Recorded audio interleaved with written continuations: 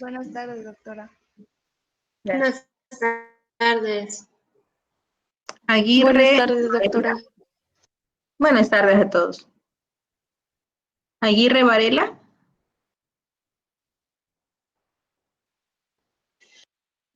Tenía problemas con su internet, doctora. Creo que le iban a decir.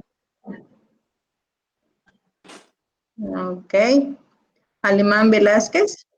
Presente, doctora. Aquino Pérez.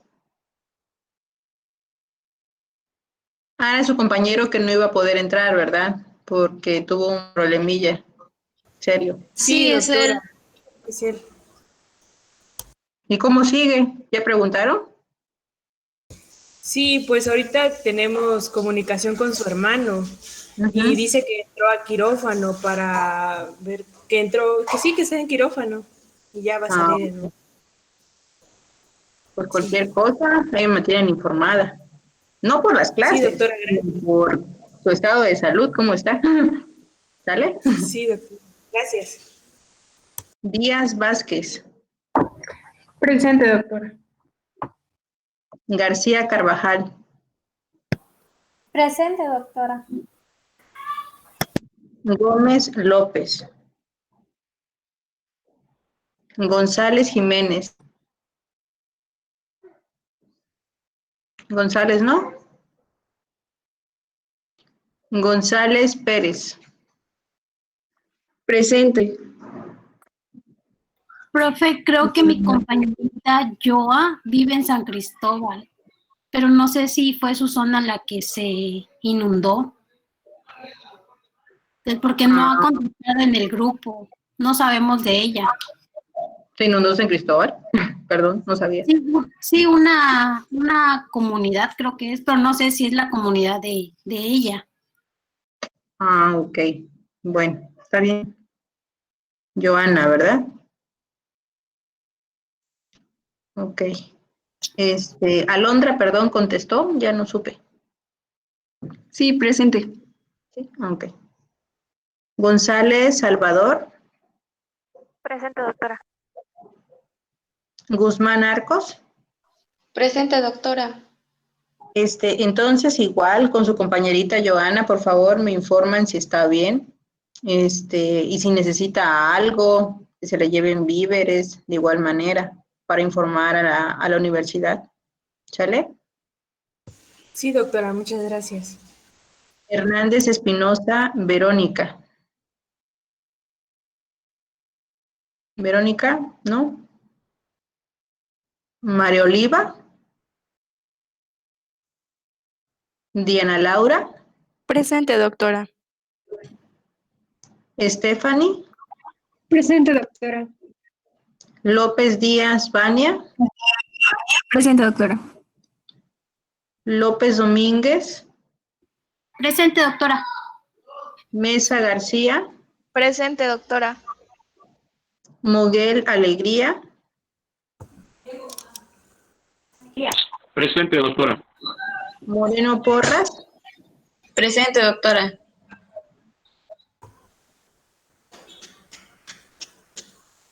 Pérez Juan. Presente, doctora. Pérez Yavén. Presente, doctora. Pérez Santiago. Presente, doctora. Ruiz Esponda. Presente, doctora. Ok. Muy bien. Entonces comenzamos con infecciones geriátricas, ¿verdad? Sí, ¿Era ese el doctora. tema? ¿No? Sí, ¿verdad? Ok. Infecciones. Sí. Arrancamos. ¿Qué dice Verónica? Buenas tardes, doctor. Tengo problemas con mi internet. Se atoró cuando pasó mi nombre. Ok. Está bien. Enterada.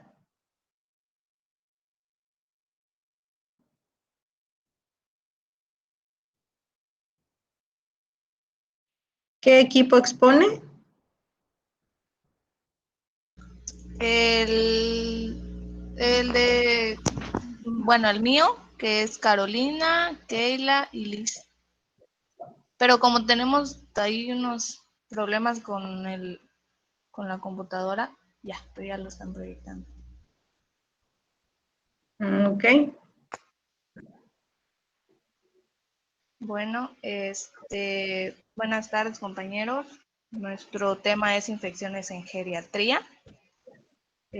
Como les digo, está compuesto por Carolina, Lisette, Keila y por mí. La siguiente, Keila.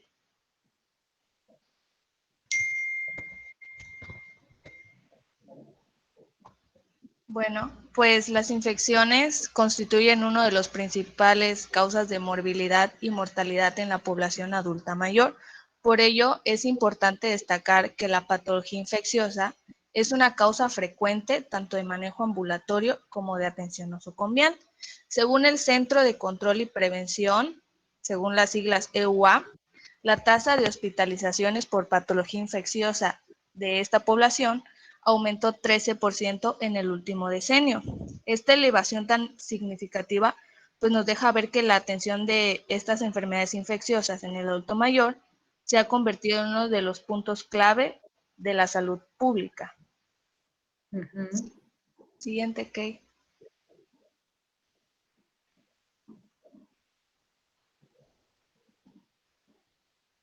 Bueno, en las características especiales de la infección en el paciente geriátrico tenemos la epidemiología de las infecciones, que pues algunas infecciones son más comunes en los adultos de edad avanzada comparados a la población de entre 20 y 50 años de edad. Esta variación puede ir de 3 veces más en casos de neumonías adquiridas en la comunidad y hasta 20 veces más en el caso de infecciones urinarias. Los microorganismos encontrados con más frecuencia son las bacterias piógenas y por tipo de infección tenemos las urinarias, las respiratorias bajas, las digestivas, que es diverticulitis, las cardiovasculares, la bacteriemia y endocarditis, así como las de la piel y los tejidos blandos. La frecuencia de las infecciones hospitalarias también se incrementa con la edad y por una estancia hospitalaria más prolongada. Siguiente, Kate.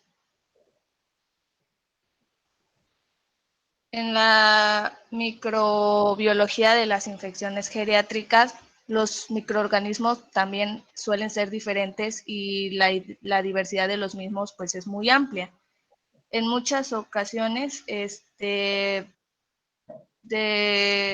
la obtención de muestras puede complicarse y esto es debido a múltiples razones, entre las cuales predominan la colaboración del paciente, que tenga incontinencia, las alteraciones anatómicas y que el huésped esté debilitado.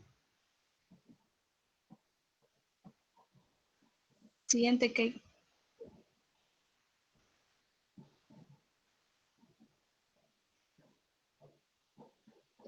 Bueno, pues la presentación clínica en las infecciones, por lo que... Antes de entrar ahí, ustedes mencionaban un orden de tipo de infecciones que son las más comunes.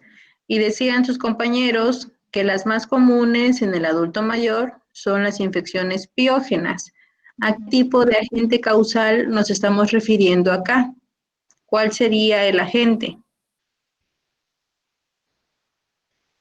El agente causal de las piógenas. Sí. Pues una infección. Sí, pero ¿cómo se llama el agente causal de las infecciones piógenas? No. Sería el estreptococo beta hemolítico, ¿sí?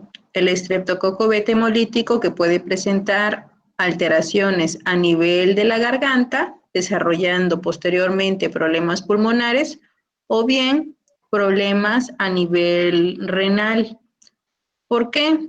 Porque lamentablemente este tipo de bacteria o microorganismo, cuando no se trata adecuadamente, cuando tenemos una infección en la garganta que corresponde a estreptococo beta hemolítico, no se trata adecuadamente, esta infección desciende y el sitio en el que va regularmente a reposar y a dañar son riñones y articulaciones principalmente de rodilla, ¿sí? Entonces, una persona que tuvo el antecedente de enfermedad en garganta, una infección en garganta, que fue tratado con penicilina, que ese es el tratamiento ideal para el estreptococo beta hemolítico, pero que no cubrió el esquema completo, ¿sí? Porque el esquema de erradicación es largo, es de 6 meses aproximadamente, es aplicar una dosis de penicilina benzatínica de 1.200.000, pero esto tiene que ser a lo largo de 6 meses. Hay quienes se aburren o se olvidan definitivamente de estarse aplicando esta inyección, perdón. Entonces, al no cumplir el esquema, ¿qué ocurre? Este microorganismo se vuelve resistente, ¿sí? Resistente, por lo tanto, cuando queremos reiniciar el manejo del estreptococo para erradicarlo, la penicilina ya no funciona. Cuando ocurre esto, lamentablemente es el momento en el que el estreptococo viaja y ya se va a depositar en otros órganos, como les mencionaba, riñones o bien articulaciones, principalmente en rodilla. Ya cuando llega a riñones, estamos hablando de que es una nefropatía por estreptococo beta hemolítico. Es una de las más complicadas que hay, ¿sale?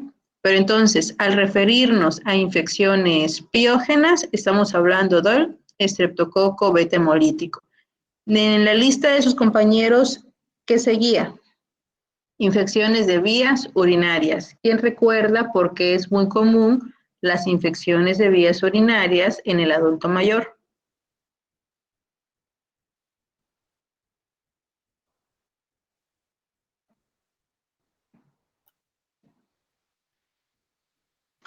Cuando sus compañeros presentaron fisiología, ellos comentaron que una de las características que presenta el adulto mayor va a ser alteraciones a nivel de la nefrona. Y si ustedes recuerdan, pues la nefrona, ¿cómo está conformada? ¿Alguien sabe?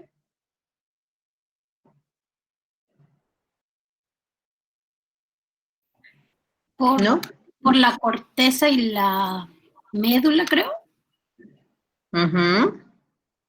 ¿Qué más?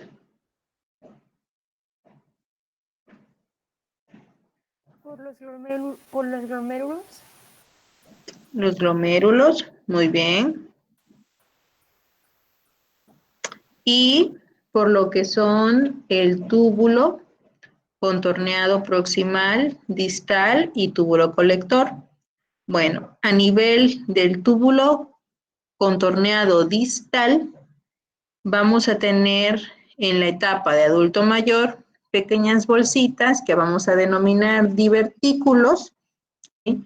Que estos divertículos no van a ser otra cosa más que reservorios de orina, y estos reservorios de orina a la larga generan procesos infecciosos, ¿sí? Cualquier bolsita, cualquiera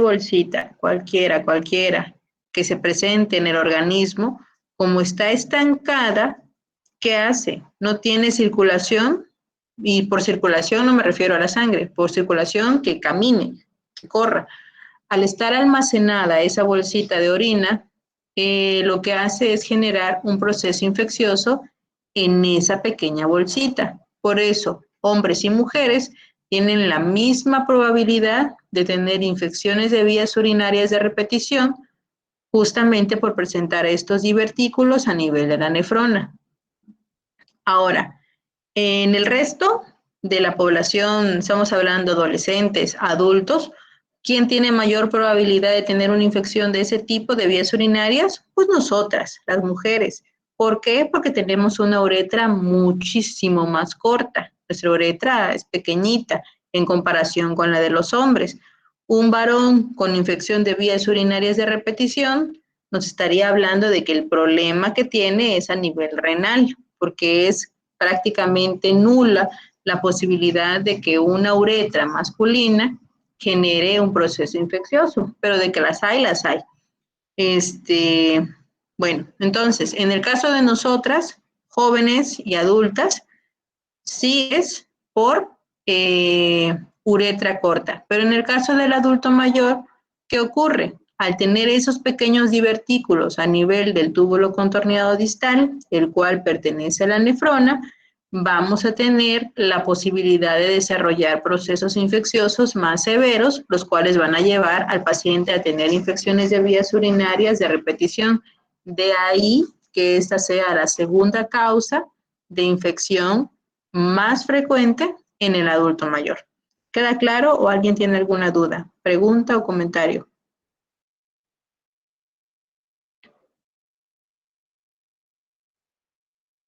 ¿Jóvenes? Queda claro. Todo bien, doctora. Correcto. Bueno, sigamos entonces con presentación clínica. Bueno, como sabemos, pues la fiebre, sí, escuchan ruidos porque están pasando carros. Bueno, pues la fiebre es como sabemos, es un signo de infección, pues en un adulto joven, a nuestra edad, pero pues en el adulto mayor esta suele estar ausente de 20 a 30%. Por lo general, las manifestaciones de una infección que se dan en los adultos mayores puede estar las caídas, el delirium, la anorexia o la debilidad generalizada. Y pues a esta edad también los análisis de laboratorio suelen ser de escasa utilidad, porque leí que como que no había presencia de encontrar leucocitos normales o incluso leucopenia, algo así. Y más o menos algo así leí, que por eso los análisis de laboratorio eran de escasa utilidad. En los procedimientos diagnósticos, pues estos pueden igual no tener la misma sensibilidad que en otras poblaciones. Por ejemplo, un ejemplo de eso es el ecocardiograma transtorácico, que pues en el adulto joven tiene una sensibilidad de 75%, pero ya en el adulto mayor esta disminuye a un 45% por la presencia de calcificaciones ecogénicas.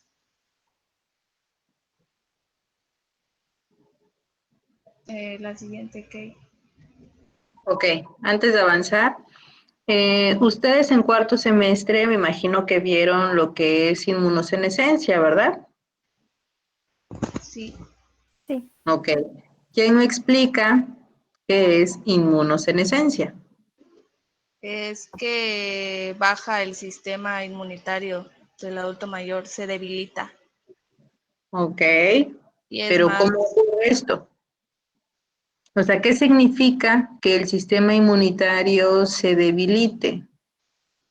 ¿Por qué se debilita?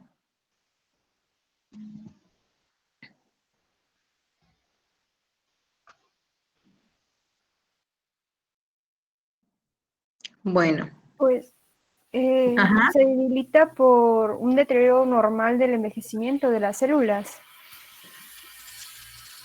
Ajá. Y pues eso hace que el adulto mayor sea más vulnerable a estar en situaciones de estrés y se enferme más rápido o así. Ok. Bueno. Digamos que nosotros nacemos con un número determinado de células protectoras, ¿sí? Pongámosle un número fijo, que no es así, quiero aclarar, no es así, pero digamos que tenemos 100 células protectoras, ¿sale? Es para que me entiendan nada más el ejemplo. A lo largo de nuestra vida vamos a estar ocupando estas células protectoras, que son nuestros linfocitos. Y de estos linfocitos, pues hay una gran variedad. Hay linfocitos CD4, linfocitos natural killer, linfocitos T, que son los natural killer, linfocitos B, etc., etc., etc. Cada uno de ellos se desarrolla de acuerdo a la inmunidad, ya sea innata o adquirida. Y si nosotros de pequeñitos del nacimiento a los 5 años, digamos que ocupamos un 20% de esos 100 elementos protectores, pues a lo largo de toda nuestra vida vamos a ir ocupando el resto. Y llega un momento que durante el envejecimiento, ¿sí?, ya no tenemos de esos, ahora sí que de ese montón de células protectoras, como dijera la canción, de ese chorro, ya solo nos quedan un poquito. Nos quedarán 7, 8 células protectoras. Cuando nosotros tenemos un proceso infeccioso, al ya no tener células protectoras, no tenemos esa capacidad de respuesta, por lo tanto, somos vulnerables ante ese proceso infeccioso, ¿sí? Dice Guadalupe Michelle que se irá un momento, ok. Sí, está bien. Guadalupe Michelle, sí puedes retirarte. Entonces, durante el envejecimiento, ¿qué ocurre? Si yo ya no tengo esas células protectoras, mis linfocitos ya no son funcionales. Si adquiero, por ejemplo, COVID, que es una patología nueva, no voy a tener esa capacidad de respuesta. Por eso, precisamente, se adquiere esa vulnerabilidad en el adulto mayor ante procesos infecciosos nuevos, háblese COVID, háblese Zika, háblese Chick, cualquier infección nueva que aparezca. El adulto mayor siempre va a ser el más vulnerable porque ya no va a tener esa capacidad de respuesta porque los linfocitos ya van a estar prácticamente nulos. Existen los linfocitos vírgenes, que son los que van a responder frente a las infecciones nuevas. Y justamente estos linfocitos vírgenes son los que ya no van a estar presentes porque a lo largo de toda la vida se fueron empleando para subsistir y poder eliminar otros procesos infecciosos que nos pudieron dar. Háblese de infecciones respiratorias agudas por influenza, diarreas por, no sé, Yardia lamblia, cólera en determinado momento, etcétera. Pueden ser muchísimas las infecciones que nos pueden dar a lo largo de toda la vida, que sería incontable decir ahorita cuáles son, pero todas estas van a servir para desgastar nuestro sistema inmunitario y utilizamos para atacarlas a nuestros linfocitos vírgenes, ¿sí? En respuesta a estos linfocitos vírgenes es que nacen los linfocitos B, ¿sí? Ahora bien, estas infecciones, cuando nosotros ya somos grandes y no podemos responder de manera adecuada, van a generar un problema mayor en nuestro organismo, ¿sí? Porque recordemos que además de esto, de que ya no tenemos las células de defensa, va a estar alterado nuestro centro termorregulador. ¿Qué nos ocurre cuando salimos a la calle, nos mojamos y adquirimos un proceso respiratorio? Pues lo primero que nos da es fiebre. ¿Por qué? Porque estamos liberando prostaglandinas, por lo tanto, se eleva la temperatura como una señal de defensa. Eso es la fiebre, una señal de defensa, al final de cuentas. Que nosotros lo vemos como algo malo, pues es distinto, porque sí nos sentimos mal, pero significa que nuestro organismo está combatiendo el proceso infeccioso. Pero nosotros lo interpretamos como que, ay, me duele mi cabeza, me siento mal, me siento irritable, que es todo lo que genera la fiebre. Pero que aparezca la fiebre, pues es algo literalmente bueno en su momento. Ahora, en el adulto mayor, justamente por estar alterado ese centro termorregulador y como no tienen cómo combatir ese proceso infeccioso, pues no hay fiebre. Entonces, si nosotros esperamos encontrar que el adulto mayor va a estar ardiendo en fiebre para decir que tiene un proceso infeccioso, estamos mal, ¿sí? Quítense esa creencia. de que la persona mayor va a tener fiebre para que nosotros digamos que tiene un proceso infeccioso. Es todo lo contrario. ¿Cómo lo vamos a encontrar a la persona? Va a estar decaído, va a estar con mucho sueño, puede tener incluso hipotermia, ¿sí? No va a tener ganas de comer. Le vamos a decir, ay, vamos a tal lado o hagamos tal cosa. No, estoy cansado, me siento mal. O en casos extremos, van a estar con delirio. ¿Sale? Hasta aquí, bueno, en la cuestión que mencionaba su compañerita de los análisis de laboratorio, pues justamente como no tenemos en la etapa de adulto mayor un sistema de defensa adecuado, ¿qué cosa se va a manifestar en los estudios de laboratorio? Pues si no tengo un sistema inmunitario que va a responder, pues obviamente en el laboratorio no se va a manifestar mayor cosa. Por eso no son tan fiables y no nos tenemos que dejar llevar de que el laboratorio salga normal. ¿Sí? Hasta aquí, ¿alguna pregunta, duda o comentario? No, doctora. Todo bien. ¿No? Bueno. ¿Quedó clara la idea? Jóvenes. Sí, doctora. Sí, doctora. Doctora. Bueno, sigamos pues. Siguiente, Kate.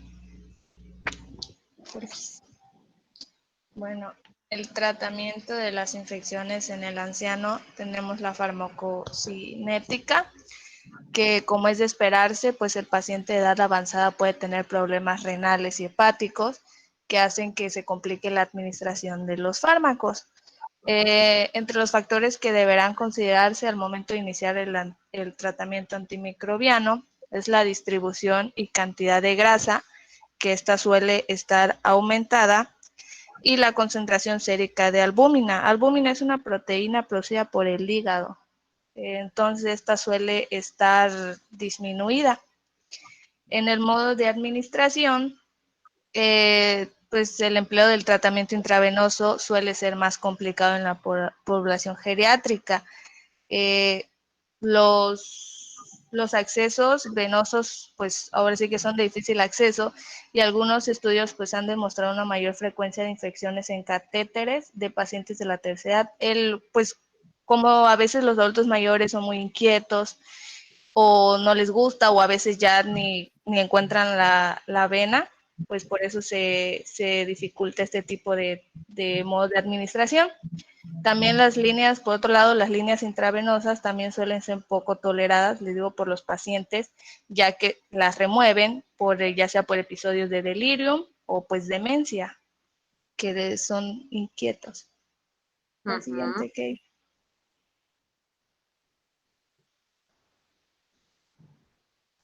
Entre los efectos adversos, pues ya sabemos que estos son comunes en la población de edad avanzada.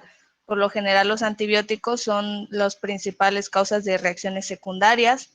Entre ellos, la tolerancia gastrointestinal, que esto incluye náuseas y diarrea, que está relacionada con antibióticos y tiene una frecuencia de hasta 25%, dependiendo del antibiótico utilizado en el adulto mayor.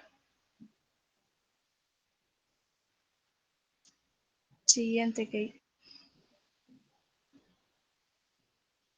En el pronóstico de las infecciones, la mayor parte de las infecciones en los adultos mayores, pues obviamente va a tener un peor pronóstico que en los jóvenes. Pero, sin embargo, esto no quiere decir que los antibióticos sean menos eficaces en esta población. Existen diversas razones que pueden contribuir a esta mayor mortalidad, como el retraso en el diagnóstico y en el inicio del tratamiento por la presencia de síntomas atípicos, los procedimientos diagnósticos menos invasivos y agresivos por las condiciones del paciente, por ejemplo, que tenga demencia, aumentos en la frecuencia de otros estados de morbilidad y la poca tolerancia al tratamiento intravenoso.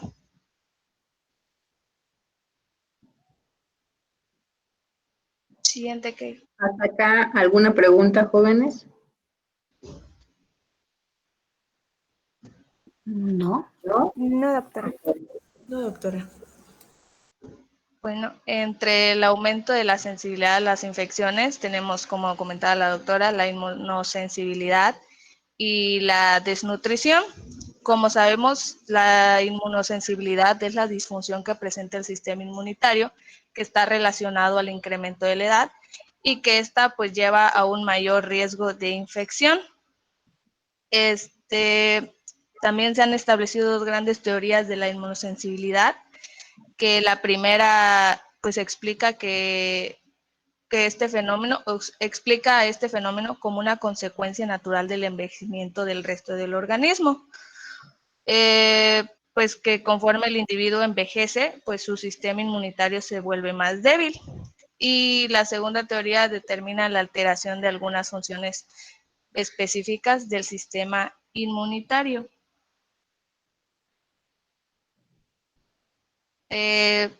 Como pues esto de, a ver, la pasada que, como les decía, de la segunda teoría de esto, pues de ser cierto, permitiría terapias inmunitarias que ayudarían y evitarían este aumento de la susceptibilidad a la infección en el adulto mayor. Ahora sí, la siguiente, Kate.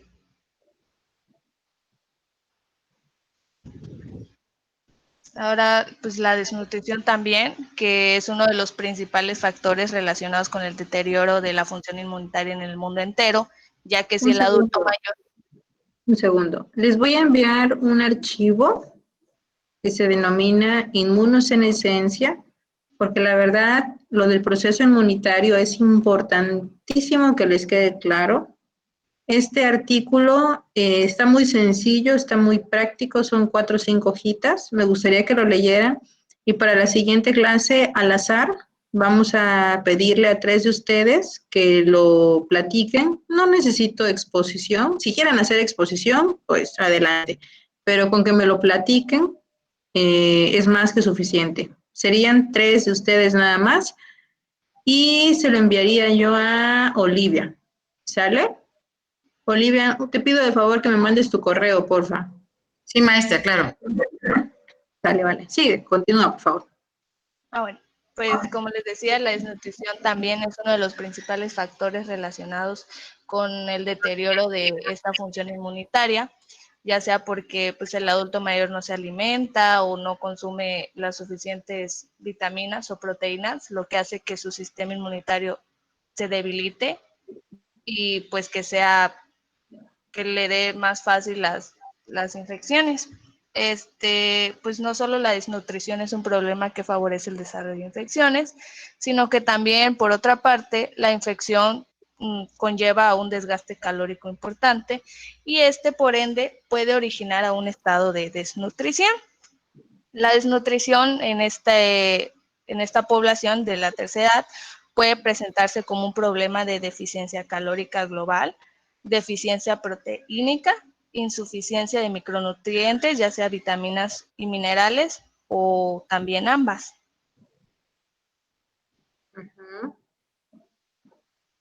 Siguiente, Kate.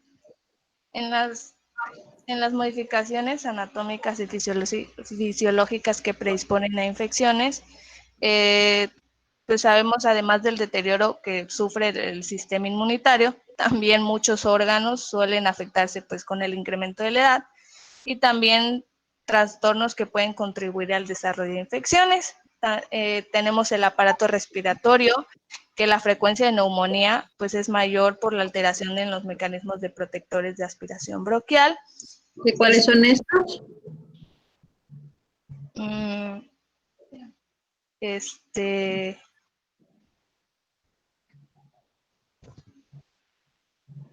¿Podría ser la neumonía? No. Mecanismos protectores. ¿Cuáles son los mecanismos protectores en el aparato respiratorio?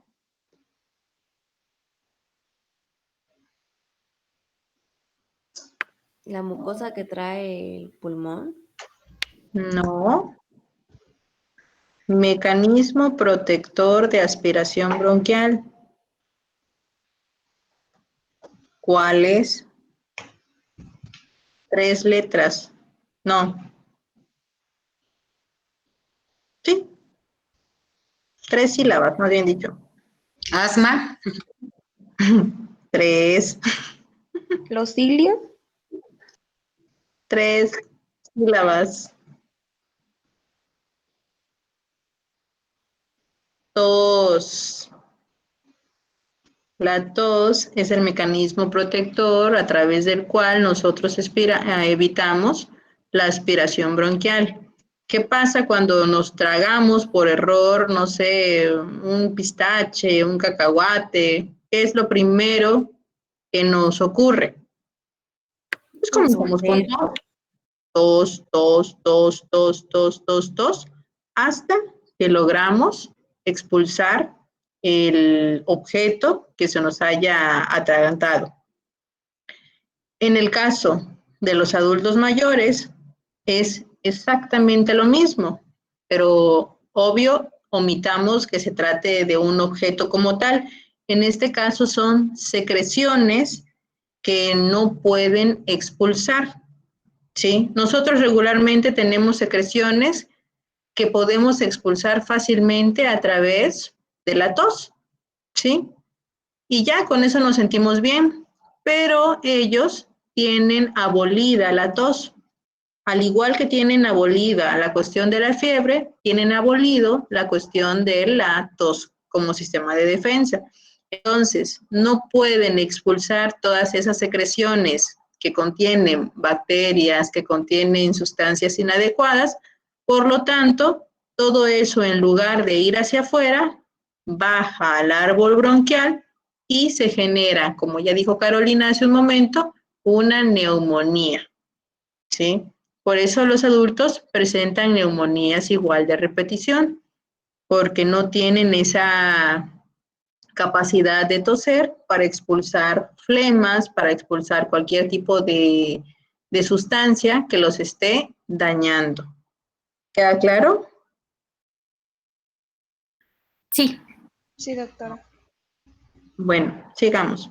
El otro, que es el sistema urinario, que los problemas prostáticos y la incapacidad para lograr un vaciamiento urinario pues adecuado predisponen a bacteriuria, que es las bacterias en la orina.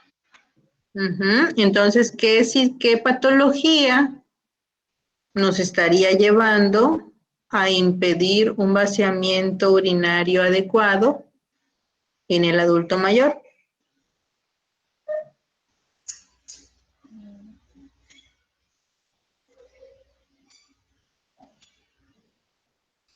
Jóvenes, piensen, ¿qué patología evita que el paciente logre expulsar toda la orina?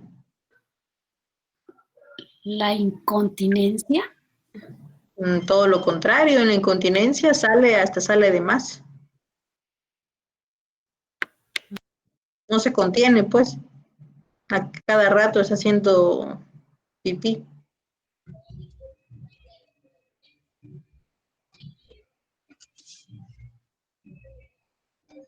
¿Sería una infección? O sea, la infección, claro, la infección obviamente va a surgir de esta patología que quiero que me digan.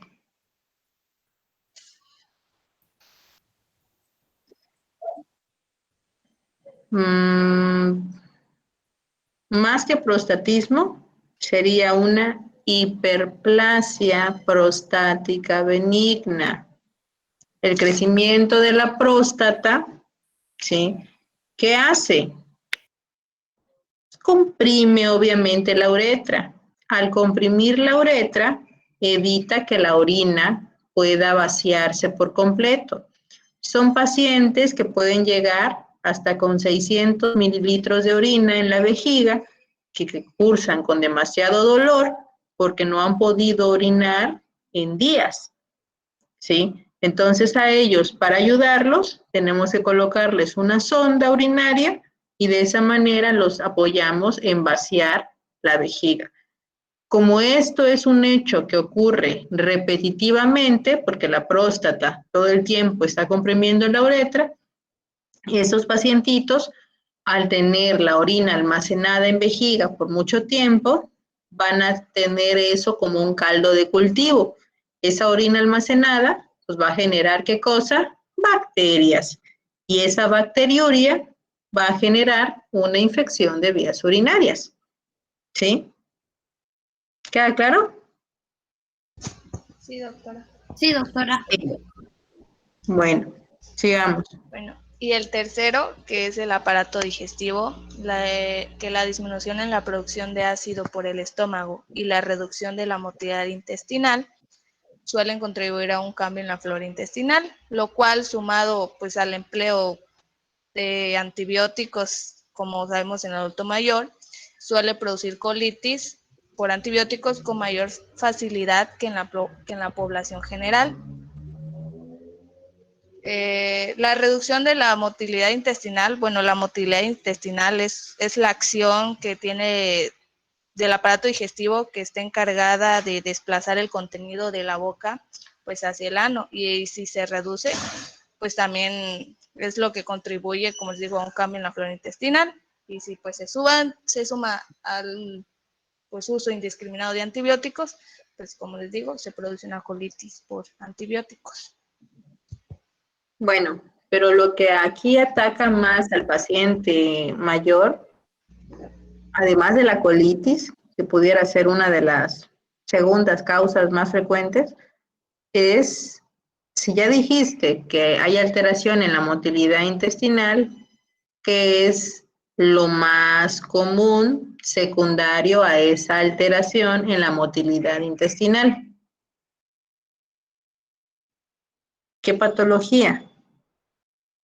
Que no es colitis. ¿Sería Sí, estreñimiento? claro, el estreñimiento. Muy bien. Y ese estreñimiento puede predisponer que nuestro paciente curse secundariamente con demencia. ¿Por qué? Porque el paciente, al tener retenida esa materia fecal por días, ¿sí?, produce una cantidad de gases al interior del organismo que, como no tienen salida, esos gases viajan al cerebro, ¿sí? Y van a provocar una demencia. Entonces, cuando veamos un paciente que no tiene ninguna otra patología, bueno, puede ser que tenga diabetes, hipertensión y todo lo demás, pero digamos, no sabemos que sea, que padezca, por ejemplo, alteraciones cognitivas o que padezca alguna otra situación que lo predisponga a demencia, pero que de un día a otro deja de hacer popó, les comentan que está estreñido y que de manera súbita cursa con un proceso demencial, eso es por el estreñimiento,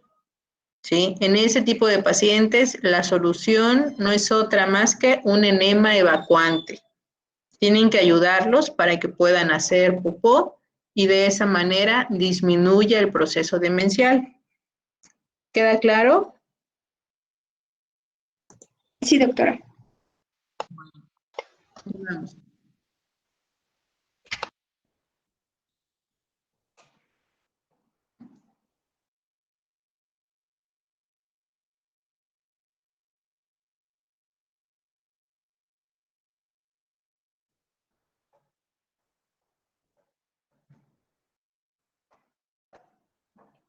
Jóvenes, continuemos. Okay.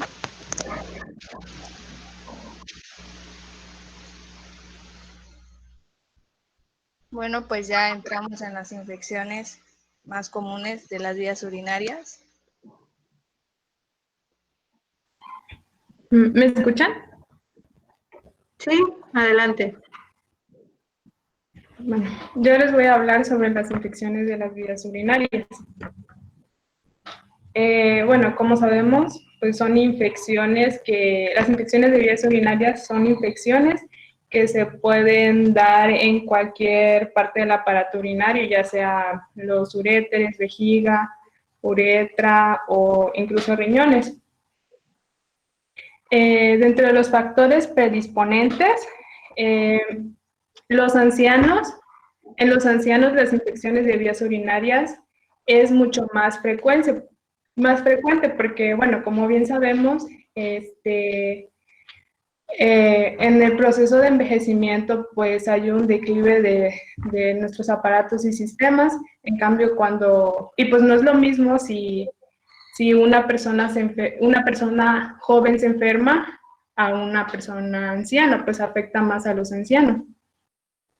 El deterioro en la estructura y la contractibilidad del músculo detrusor es uno de los responsables de la dinámica urinaria alterada. Bueno, el músculo detrusor es una capa de músculo liso que forma parte de la pared de la vagina urinaria.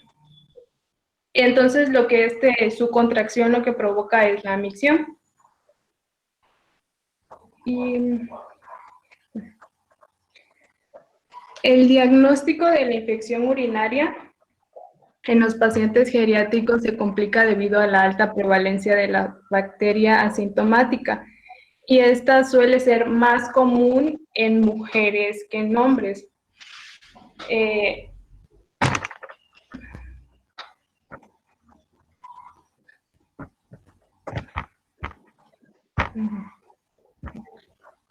Bueno, las infecciones de vías urinarias son la segunda causa de infección en mujeres mayores, como se lo había mencionado en anterior, que viven en comunidad, mientras que en individuos que viven en centros sociosanitarios o que están hospitalizados son la causa más frecuente de infección, pues que obviamente pues el ambiente donde ellos se desarrollan repercute mucho. Sí, me permite.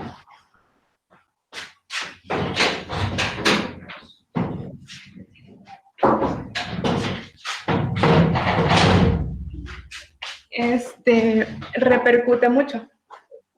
Y pues lo mismo pasa con las personas que se encuentran hospitalizadas, debido a que pues al mantenerse tanto tiempo acostados, por lo mismo de que a veces suelen hacerse y quizás a veces no hay un aseo adecuado, y por lo mismo eso les provoca una infección de vías urinarias.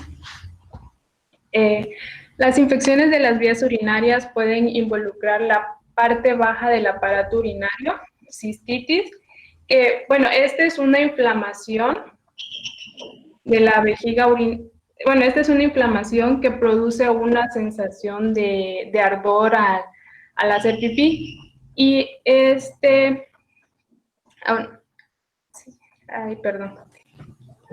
o también puede ser en la parte alta, que es la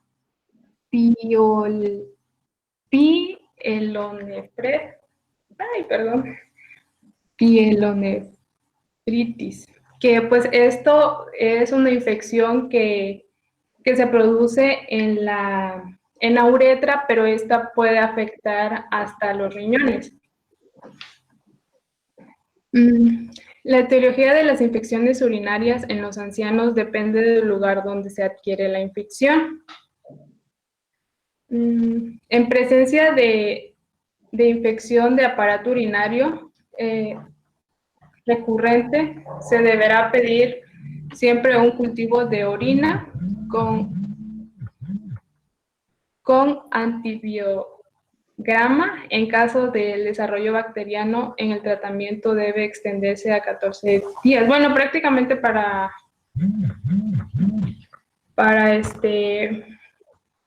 diagnosticar esta infección, pues se debe realizar un cultivo de orina. En mujeres de edad avanzada con infecciones de vías urinarias recurrentes se han intentado diferentes medidas preventivas. Bueno, dentro de estas se pueden,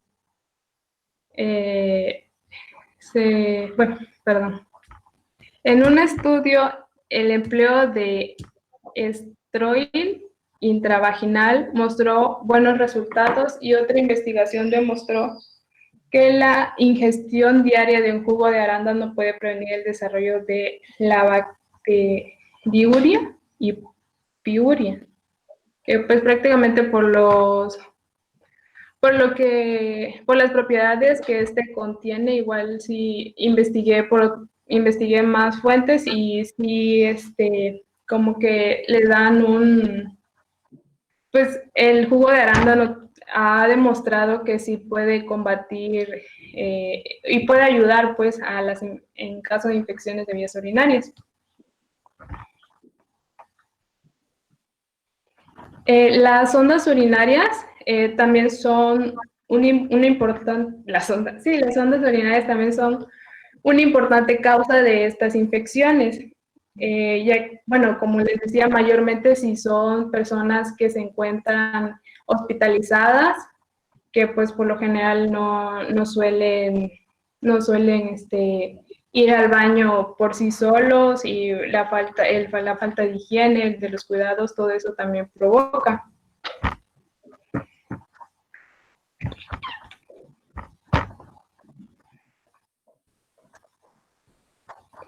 Dentro del tratamiento está el tratamiento más común, incluye antibióticos.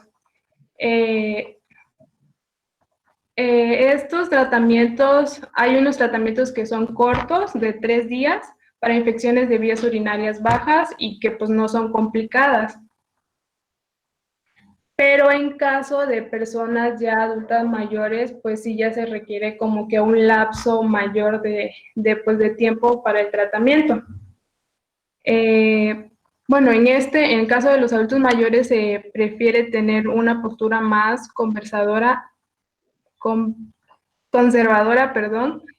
y dar tratamiento con una duración de 7 a 10 días debido al riesgo mayor de la falla y recurrencia.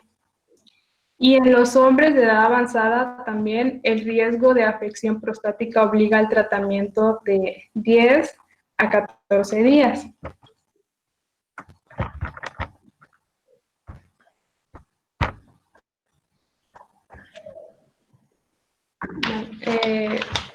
Los siguientes serían las infecciones respiratorias.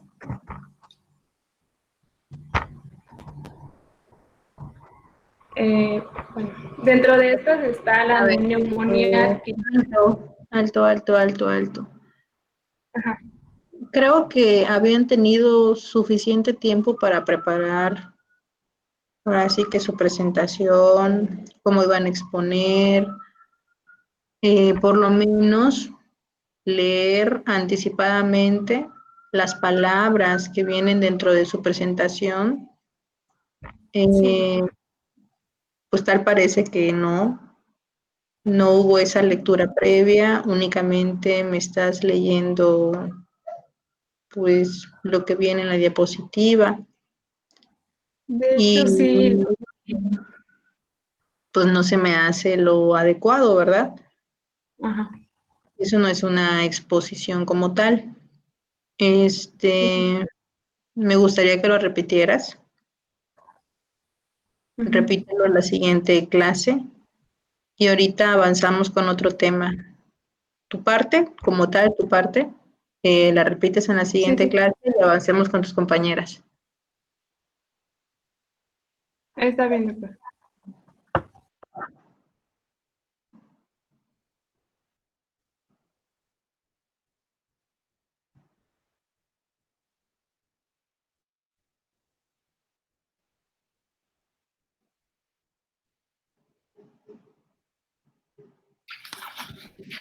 Bueno, pues yo les voy a hablar de las infecciones de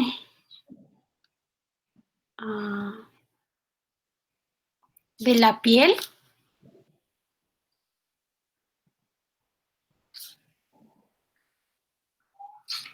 De la piel y de tejidos blandos. ¿Te preparaste, Carolina? Sí, pero no la pasa mi compañerita. Ok.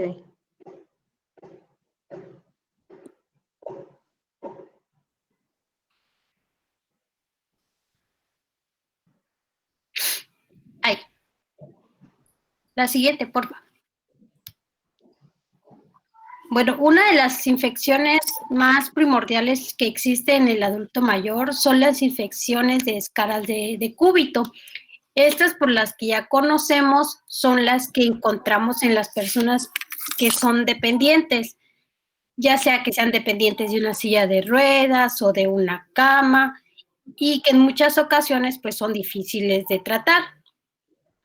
Y sobre todo se dice que son el resultado, por así, de la necrosis de la piel muerta. La siguiente, por favor.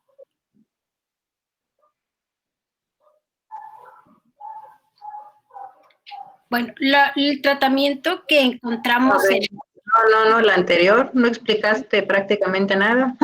La anterior. La anterior, ¿qué? La primera. La descarga de... Ajá. Bueno, ya me perdí. ¿Esa necrosis por qué ocurre? Por la presión que, bueno, pues, porque no hay una, ¿cómo se lo puede explicar? No hay una manera, por así decirlo, de que el adulto mayor dependiente tenga movilidad, o porque desconoce el personal que lo atiende los movimientos que debe de tener un adulto mayor. Si es una persona que está en silla de ruedas, pues hay que tener el cuidado de cambiarle el pañal, de tener un buen aseo en esa parte de su cuerpo, que sería de la parte de la cadera hacia los pies, porque también menciona las infecciones en la parte de los pies, que es donde vamos a hablar más adelante. Ok, pero entonces la presión continua en esa zona lleva a ¿qué cosa? A una necrosis. No, antes. ¿Úlcera por presión? Antes. Hay una isquemia. Isquemia. Sí, la isquemia va a provocar. ¿Qué habíamos dicho que era la isquemia? Disminución de la circulación de la sangre. Ok, si hay una disminución de la circulación, hay muerte del tejido, ¿sí? Pero la muerte inicial del tejido es totalmente distinta a la necrosis completa de la piel. Entonces, es aumento de la presión sostenida que nos va a llevar a un proceso de isquemia, la cual al mantenerse de manera prolongada ya nos va a llevar a una necrosis de toda la región. Y si a él sumamos que, como decía su compañera, no tienen un aseo adecuado y demás, se va a contaminar con materia fecal y se va a contaminar con orina y puede llevarlo a cursar con un proceso infeccioso más severo todavía. Pero entonces, que les quede claro que es la presión sostenida que lleva al paciente a cursar con isquemia. Sí, lo primero es isquemia. Y si esta isquemia es sostenida, así como habíamos platicado en el corazón, que primero moría un pedazo, que eso era el infarto, una isquemia, y si se continuaba todo el corazón, pues ya ahí decíamos que era algo fulminante y el paciente moría. En este caso es más o menos lo mismo. Si esa pequeña isquemia en la región sacra se mantiene por mucho tiempo, bueno, pues ya muere toda la piel circundante porque el tejido muscular circundante se destruye, ¿sí? De eso viene la necrosis. ¿Sale?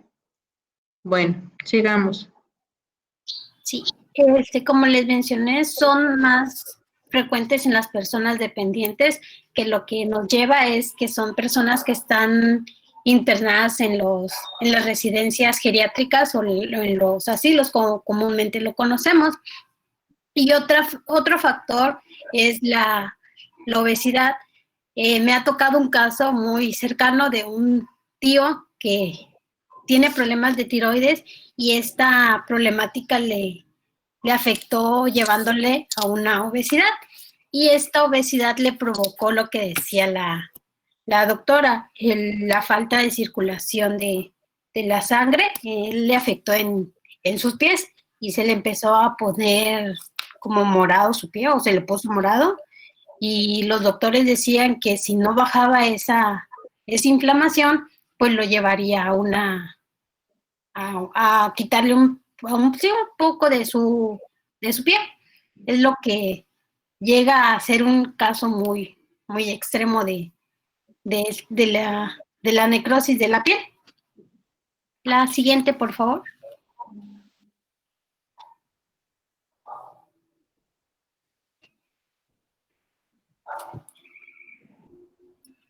Como les decía, dentro del tratamiento deben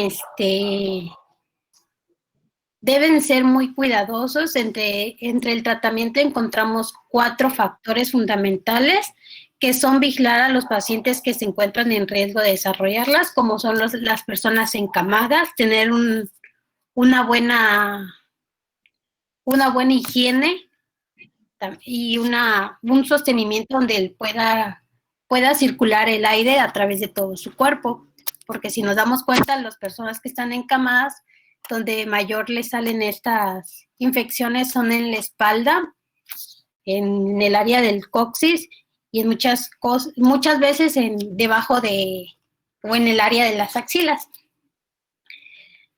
Reducir la exposición prolongada a superficies de presión, lo que comentábamos de las personas que están en silla de ruedas, por momentos capacitar al personal, si desconocen de esto o no quieren hacerlo, nosotros ahí está nuestra labor, hacer que tengan movimientos, ya sea pararlos 2, 3 veces al día, porque pues todo el día prácticamente se la pasan en una silla de ruedas.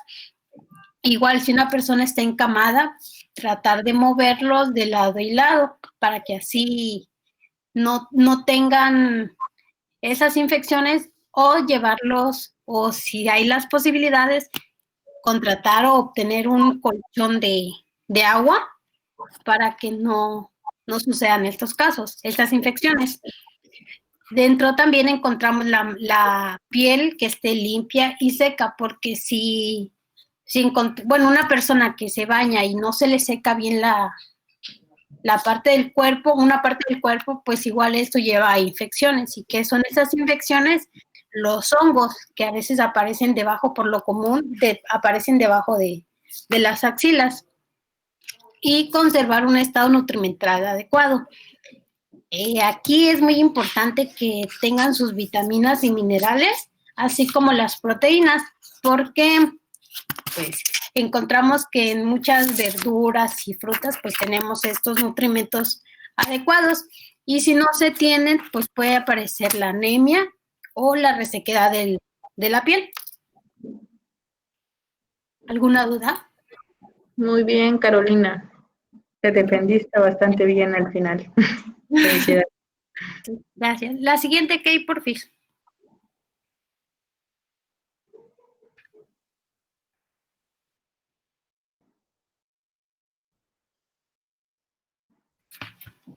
Ok, las infecciones de tejidos blandos profundos, que esto habla más de las celulitis, como lo mencionó al principio la doctora, que es la Streptococcus pyogenes y la Staphylococcus aureogenes, algo así, o Arias, que está Aurus. Es lo que les comentaba de las personas de mi tío que tiene problemas de tiroides y le afectó a su peso, y este peso le causó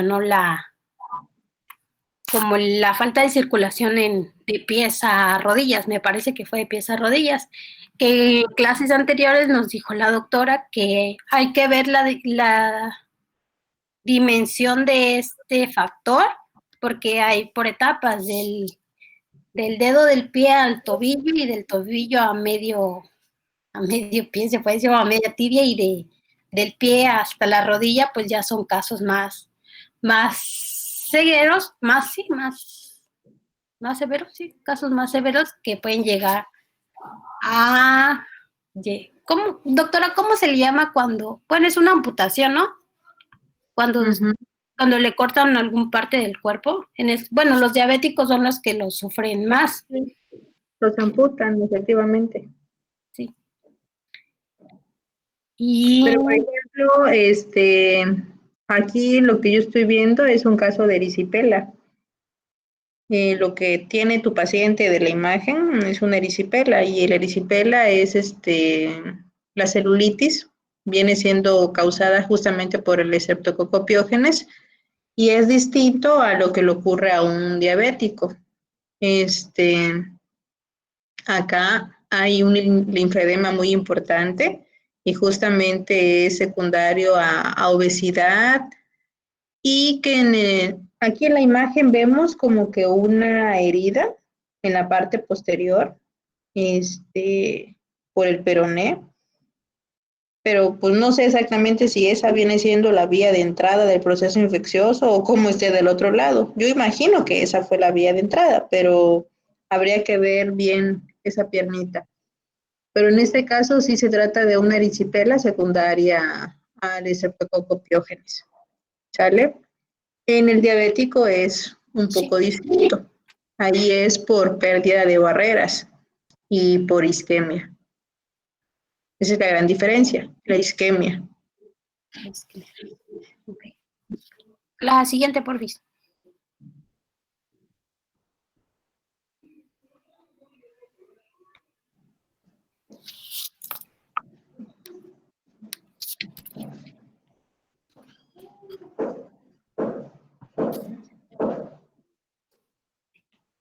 Bueno, una de las afectaciones que ponen en riesgo la vida del adulto mayor son que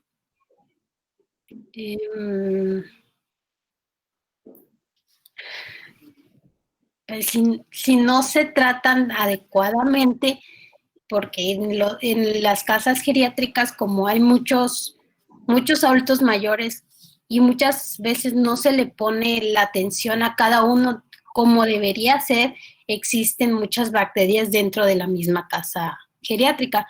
Desde un sillón, como es el caso del herpes, que lo vamos a ver más adelante, pueden pueden adquirir esta bacteria, o igual si consumen o agarran de los mismos utensilios que ellos utilizan, igual por ahí pueden tener las bacterias. Pues, estas bacterias son muy comunes en los asilos, porque como mencioné, no hay una adecuada limpieza, por así decirlo, que sería el factor principal. Igual, un ejemplo sería cuando se bañan, ¿no? Ya ven que algunos adultos mayores pues tienen demencia y utilizan los objetos personales de otras personas. ¿Cuáles son estos objetos personales? Los que son las chanclas o las sandalias, que muchos pacientes tienen pie de atleta o hongos, y eso mismo ellos lo tienen, ellos lo agarran, por así decirlo. Pues en esa parte de los tejidos blandos menciona la lectura que hay que tener en cuenta tres conceptos: la identificación, el tratamiento y la erradicación. La identificación es ver de qué tamaño está la afectación y en qué zona. A partir de eso ya se le va al tratamiento y qué tipo de tratamiento se le puede dar. Si es una afección leve, pues sí, se puede tratar con medicamentos. Y si es una infección mayor, puede llegar a cirugía por una mala atención, que es la gangrena, y es ahí donde entran a cirugía. y la erradicación de la tiña de pie y la onychomicosis, que es lo que les mencionaba, pero esto va más en las uñas endurecidas que muchos adultos mayores tienen, porque igual no se les da el aseo necesario en esa parte. Pensamos que por ser adultos mayores ya no necesitan el aseo como una persona por estética, por así decirlo, pero en esta parte es cuando mayor debemos de ponerle atención, porque igual su piel en las uñas, pues se encarna, ¿no? Entonces ahí esa encarnación puede llevar a otra enfermedad. ¿Alguna duda?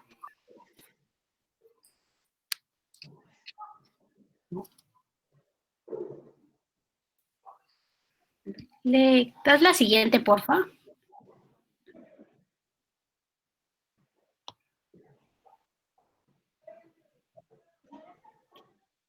Bueno, pasamos a lo que es el herpes zóster, y que se le denomina herpes zóster a la reactivación del virus de la varicela en una raíz nerviosa.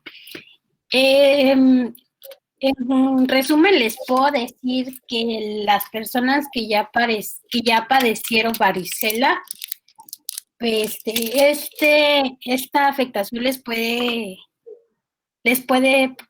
se les puede aparecer durante la edad adulta. No siempre es así, pero las personas que tuvo eso, el virus puede ingresar al nervio y cuando menos lo esperemos se puede reactivar. Es por eso que decía la doctora que nosotros los adolescentes debemos de tener las vacunas de varicela y sarampión, porque en la edad adulta se puede reactivar este virus. Como característica fundamental, el herpes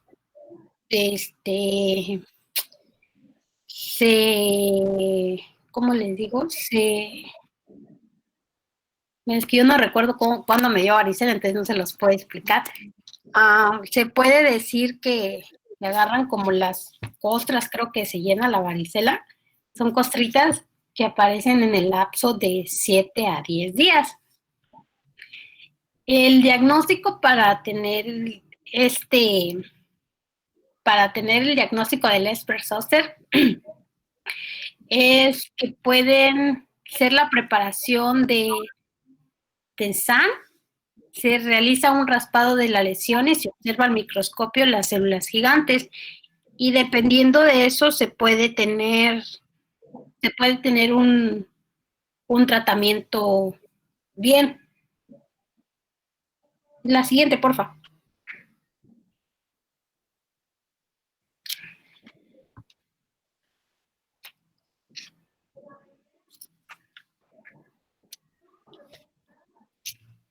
El herpes durante el...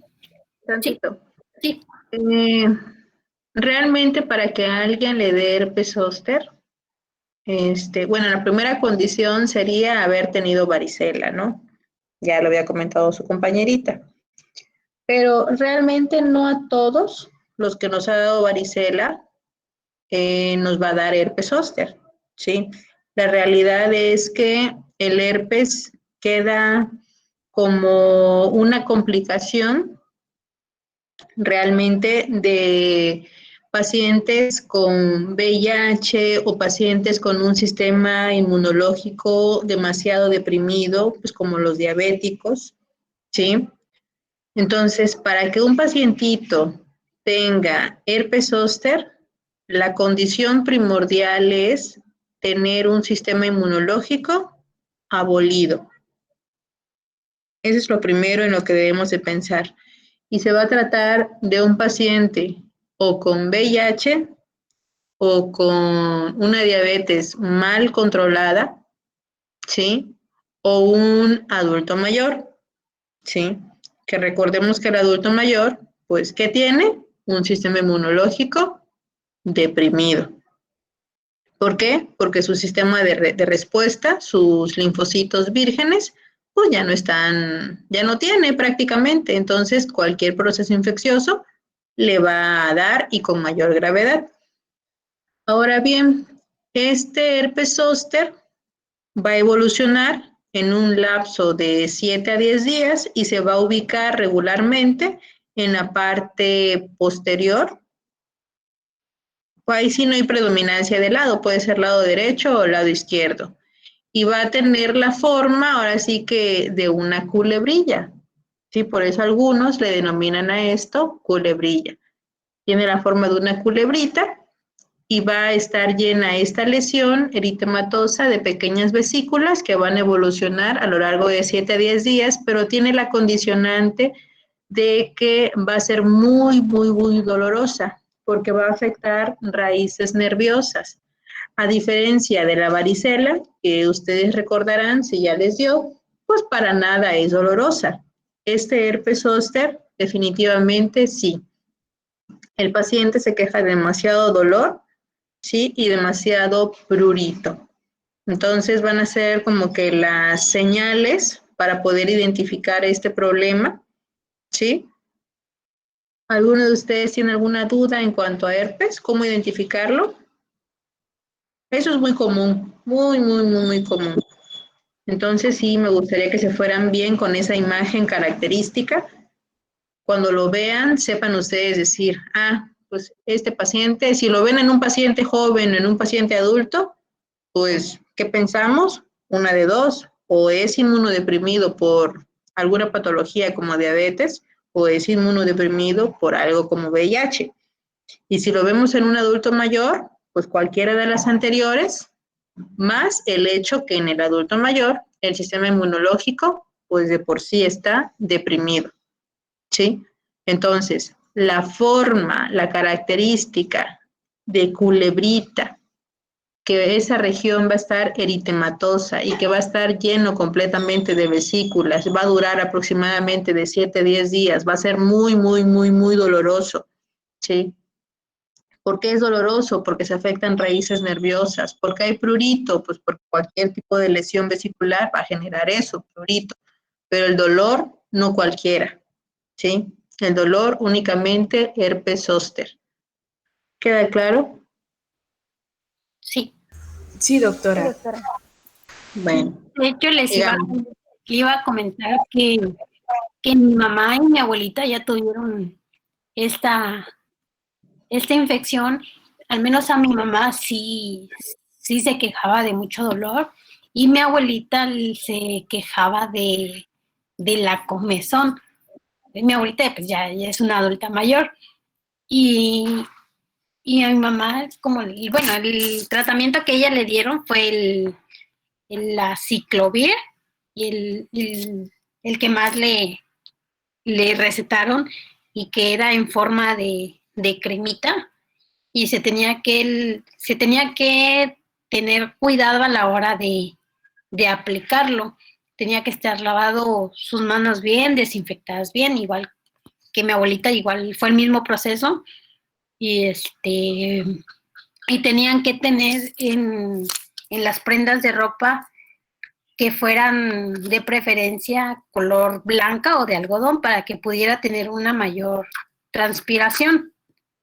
Bueno, en lo farmacológico, pues el uso de antivirales, como es el aciclovir, y como la alternativa, se puede decir así, o medicina casera, el uso de prendas holgadas o de algodón para que no vayan a irritar más de la cuenta esa afectación de la piel. La siguiente, por favor. Doctora, yo tengo una pregunta. El estrés puede ser un factor que pues perjudique un poco más o pues sí, que ayude a padecer el herpes zóster. Sí, puede contribuir. De hecho, muchos pacientes diabéticos, además de tener ahora sí que su sistema su glucosa alterada, tienen como antecedente previo el haber estado cursando por un proceso estresante severo. Gente que trabaja, que tiene mucho estrés en sus sitios laborales, son los que más cursan con ¿cómo se llama? Con herpes zóster. Pero la condición previa tiene que ser que el paciente esté inmunodeprimido para que junto con el estrés se genere esta patología. Que nosotros, así nada más, por un proceso estresante, vayamos a tener herpes zóster, no, jamás. Ok, gracias. Doctora, y al menos... Habla, Estef, habla. ¿Y es contagioso? No. Realmente, bueno, puede ser contagioso inicialmente, los primeros 3, 4 días. Pero como nosotros tenemos ya la vacuna contra varicela, difícilmente nos vamos a enfermar. Prácticamente todos ya la tenemos. Esta generación, me refiero, los antivacunas que ya vienen después, ellos sí pueden enfermarse. Ok, gracias, doctora.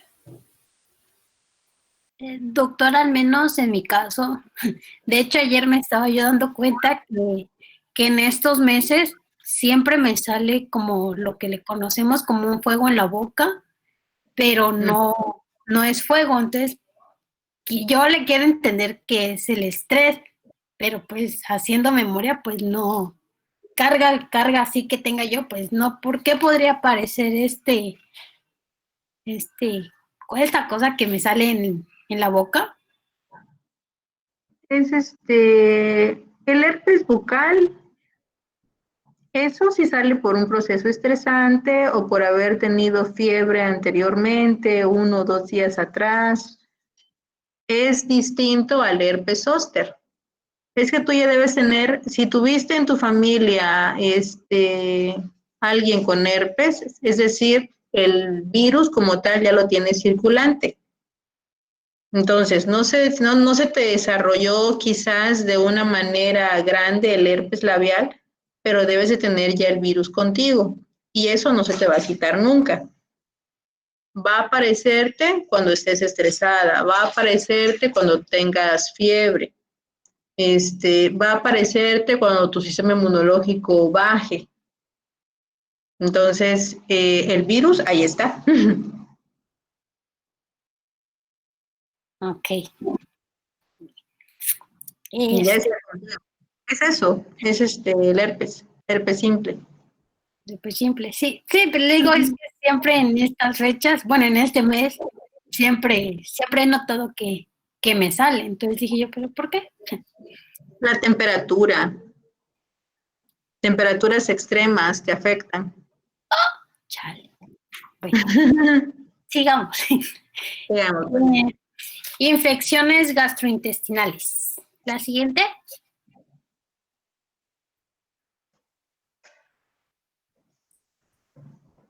Bueno, las infecciones intestinales que más encontramos en el adulto mayor, pues es la diarrea. Como ya lo mencioné, pues las personas que tienen demencia son las que mayor sufren de esto, porque se les olvida lavarse las manos frecuentemente.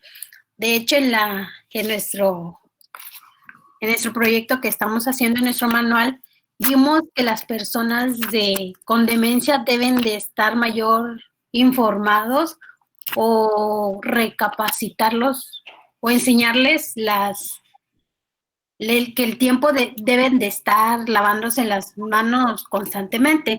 Una, ya sea por estas enfermedades gastrointestinales, que no solo es la diarrea como principal factor de alguna infección, pero igual sobre el tema ahorita que estamos viendo, que es el COVID-19, igual ellos se les olvida lavarse las manos. Una de las afectaciones de la diarrea es la salmonela, que es la que mayor está relacionada en problemas de enfermedades gastrointestinales en el adulto mayor. También incluyen acloridria, la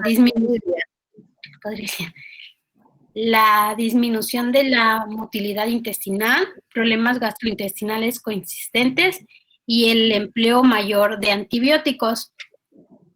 El empleo mayor de antibióticos es porque en muchas ocasiones les lastima la flora intestinal y pues ahí, ahí hay como que una problemática mayor porque esa parte o esas defensas de su intestino están bajas y no sé, al menos si una persona tomó del vaso de otra, le va a caer mal, por así decirlo, el líquido que vaya a ingerir. Bueno, a ver, acá menciona que hay varios factores que se van a relacionar con la diarrea. Bueno, uno de ellos es la cloridria. La cloridria es precisamente la disminución en la producción del ácido gástrico. ¿Y por qué disminuye la producción del ácido gástrico? Porque se ven afectadas las células parietales. Por favor, anótenlo. Las células parietales del estómago son las que producen ese ácido gástrico, pero con el envejecimiento estas células se afectan. Por lo tanto, la cantidad de ácido gástrico que van a producir, pues va a disminuir. Al disminuir este ácido gástrico y entrar en la cloridria, ¿qué pasa? Los alimentos que vienen cargados de algún proceso infeccioso ya no son atacados por este ácido, por lo tanto pasan tal cual. Así llegan al intestino y pueden desencadenar pues una diarrea secundaria al proceso infeccioso. Ahorita estamos jóvenes, si nosotros consumimos un alimento, digamos que está contaminado, la cantidad de ácido que tenemos en el estómago permite destruir como tal esas bacterias, ¿sí? Pero si no tenemos ese sistema de defensa, pues es ahora sí que un puntito más para poder tener diarrea. No es tanto disminución de la motilidad intestinal, sería alteración en la motilidad intestinal. Si la motilidad intestinal está alterada, recordemos que su compañerita había dicho que iba a tener el paciente adulto mayor colitis. Esta colitis se va a manifestar como síndrome de colon irritable y puede alternar periodos de diarrea con periodos de estreñimiento, ¿sí? Esa es la característica del síndrome de colon irritable. Entonces es alteración en la motilidad intestinal, no per se disminución, es alteración, puede alterarse disminuyendo o aumentando. Y si aumenta, es ahí donde surge la diarrea. Problemas gastrointestinales coexistentes, pues no sé, que esté cursando a la par, quizás con una úlcera gástrica, lo cual lo lleve a tomar ciertos medicamentos, no justamente antibióticos, sino otros medicamentos que disminuyan ya de por sí el de por sí disminuido ácido gástrico. Por ejemplo, quien tiene una gastritis o úlcera gástrica, que está tomando regularmente omeprazol o rabeprazol o cualquiera de ese tipo de medicamentos que disminuye la producción de ácido, va a tener todavía mayor posibilidad de un proceso infeccioso. Y el empleo mayor de antibióticos, pues empleo aquí se refiere a uso indiscriminado, porque muchas veces los pacientes no acuden a consulta y están acostumbrados a que si tienen una tosecita o una infeccioncita de cualquier tipo a cualquier nivel, toman antibióticos sin receta médica. Entonces, esta situación ha generado que los antibióticos ya no sean tan efectivos para resolver un proceso determinado. Ejemplo claro es la tifoidea. Lamentablemente la salmonelosis o tifoidea es una enfermedad multitratada con una gran variedad de antibióticos, que ya llegamos a los antibióticos de tercera generación, porque los empleados regularmente, que eran la ampicilina, la amoxicilina, ya no le hacen absolutamente nada a la salmonela. Sí, es más, y aparte de ser resistentes a estos medicamentos, prácticamente ya ahorita tienen como reservorio principal el hígado. Entonces, ante una persona que notamos con síntomas de salmonela, pero con dolor hepático, hay que pensar siempre en una salmonelosis hepática. ¿Qué quiere decir esto? Que la salmonela ha viajado y tiene ahorita ya su reservorio tal cual a nivel del hígado. Entonces, hay que ser muy quisquillosos a la hora de entrevistar a nuestro paciente para saber exactamente desde cuándo está con las molestias, qué tipo de síntomas lo acompañaron, cómo se exacerba, cómo se disminuye, qué medicamentos ha tomado, para que nosotros podamos realmente llegar a un buen diagnóstico y poder intervenir de una manera adecuada. ¿Sale? ¿Alguna pregunta en cuanto a diarrea? No. Bueno, no les comenté. Existe una patología que puede provocar diarrea continua sin ser necesariamente un proceso infeccioso, y esto sería en el caso del paciente diabético, la neuropatía diabética. La neuropatía diabética va a hacer que el pacientito curse con diarrea pues, diaria prácticamente. Cuando los niveles de glucosa se encuentran alterados, los niveles de, ay, se me fue la palabra, el revestimiento de mielina de los nervios a ese nivel va a estar totalmente disminuido, lo cual va a provocar irritación y de manera secundaria diarrea. ¿Sale? Bueno, continuamos. La siguiente, por favor.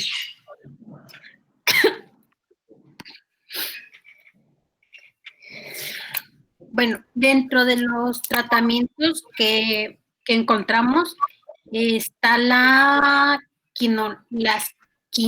quinolonas, que son un grupo de agentes quimioterapéuticos sintéticos y que no son producidos por microorganismos, a diferencia de los antibióticos. Es por eso que siempre se recomienda el uso de antibióticos en el tratamiento de la diarrea, como es el metronidazol, que es el tratamiento más común que se les receta a los adultos mayores. Pero si queremos evitar esto, es necesario informarle al adulto mayor que se lave frecuentemente las manos, que no comparta sus cosas de uso personal, bueno, sí, de uso personal, como son sus vasos o platos si están en casas geriátricas o en casas familiares, igual que dentro de la familia. Igual decirle a la familia que respete los platos de nuestros adultos mayores, porque me ha tocado que siempre tienen un vaso favorito y se enojan de que les agarran su vaso, y ahí podemos encontrar una fuente de infección.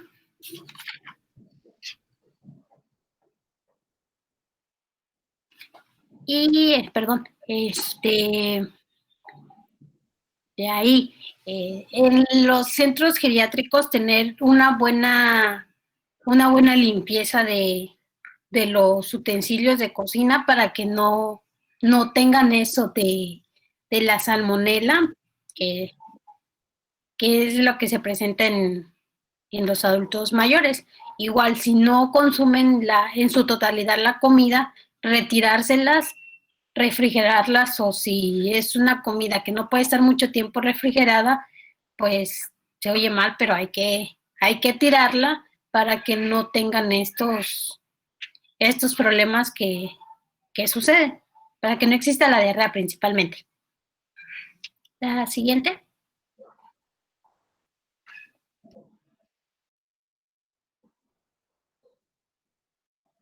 ¿Tienen alguna duda?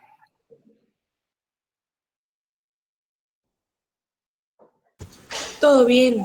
No, Carito, todo bien. ¿Cuántos faltan, Carolina?